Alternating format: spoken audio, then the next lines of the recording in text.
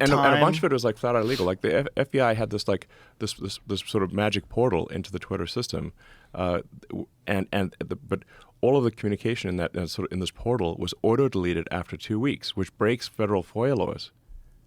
So we don't even know what was said because it was all deleted after 2 weeks.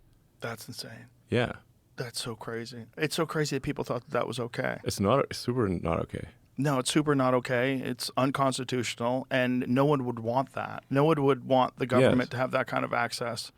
Exactly. And what was the blowback like when all that stuff got released? Like, you had to anticipate that there was going to be problems when you released that. Like, what happened? Well, we got we did lose a lot of advertising dollars, and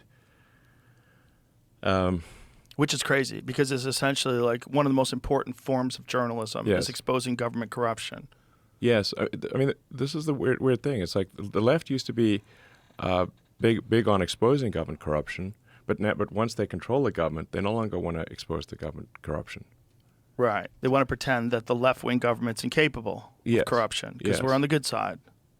I think it maybe just like whoever's in power kind of doesn't want the other side heard, because as you pointed out, like the left historically up until I don't know maybe even 10 years ago or something like that was the free speech party, and now it's the anti-free speech party, and they use words like oh well we have to be against hate speech and misinformation, disinformation. But these are propaganda words. It's like, well, who's defining hate speech? Who's defining misinformation? The government? Do you really trust the government to make Right. that definition? The whole point of the of the First Amendment is like, you do not trust the government.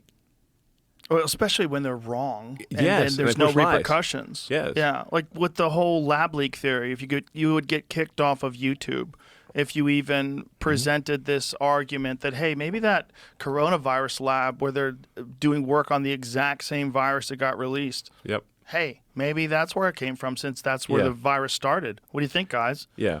They kick you right off of YouTube. Yeah. Yes, exactly.